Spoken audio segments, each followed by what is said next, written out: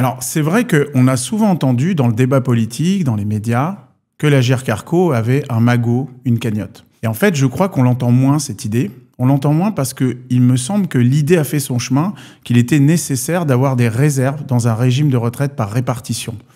Pourquoi? Parce qu'un régime de retraite, ça se gère dans la durée, dans le temps long. Et dans une période aussi étendue qu'un horizon de 15, 20, 30, 40 ans, un régime peut être affecté par des chocs économiques, par des chocs démographiques. Et pour faire face à ces chocs démographiques et économiques, les réserves constituent un amortisseur qui permet d'éviter de recourir à l'emprunt. Je vais donner 2 exemples récents pendant lesquels l'Agirc-Arrco a recouru à ces réserves, les a mobilisées pour combler des besoins.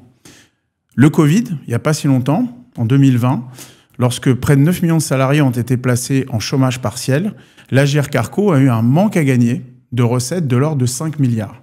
Eh bien, ces 5 milliards, au lieu d'emprunter, il les a puisés dans ses réserves et il a permis d'équilibrer le régime tout en créant en plus des droits aux salariés comme s'ils avaient continué à travailler. Et donc, on a donné des points à 9 millions de salariés comme s'ils avaient continué à travailler alors même qu'ils n'avaient pas cotisé pendant cette période. Si on revient un peu plus en arrière, en 2008, et d'ailleurs dans la période entre 2008 et 2018, l'Agirc-Arrco était dans une situation déficitaire. Et pendant la période en question, pendant une dizaine d'années, l'Agirc-Arrco a utilisé près de 40 milliards de réserves pour financer les déficits qui se sont accumulés. Et donc aujourd'hui, finalement, ce qu'on constate, c'est que l'Agirc-Arrco n'a jamais eu besoin de recourir à la dette, n'a jamais eu besoin d'emprunter pour faire face à ses besoins de financement. Et ça, c'est quelque chose qui est très fort, qui est vraiment inscrit au cœur du pacte d'un régime en répartition, qui repose sur un principe simple, c'est la solidarité entre les générations. En réalité, la promesse de l'Agirc-Arrco et la promesse d'un régime en répartition, c'est de payer toutes les retraites pour toutes les générations, mais sans peser sur les générations futures.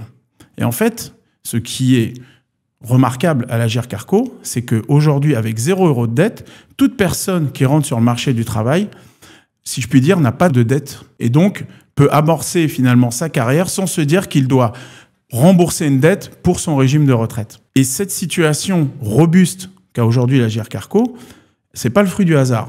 On le doit au pilotage des partenaires sociaux. Les partenaires sociaux ont défini des règles très structurantes pour piloter le régime de retraite, en se rappelant, et c'est important de le redire, qu'un régime de retraite ne se pilote pas à l'année, il se pilote au long cours, comme je l'ai dit tout à l'heure.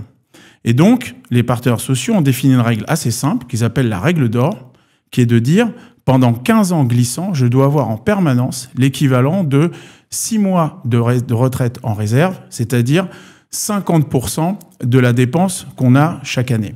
Aujourd'hui, on est de l'ordre de 85 milliards, donc c'est un peu plus que la moitié, puisque l'Agirc-Arrco, c'est à peu près une dépense de 100 milliards par an.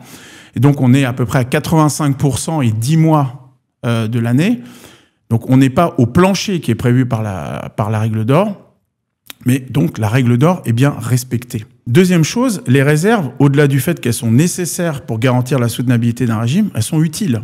Elles sont placées. Aujourd'hui, elles ne dorment pas. Elles sont placées dans l'économie. Elles viennent en soutien de la souveraineté et de la dynamique de l'économie française.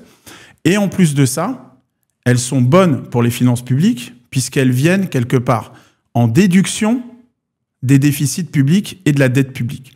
Donc on le voit, elles sont nécessaires et utiles. Et elles sont certainement pas excessives. Aujourd'hui, on estime qu'elles sont à un niveau adapté. Je l'ai dit tout à l'heure, elles sont à 10 mois. Le plancher, c'est 6 mois. Mais ce n'est pas un pic historique.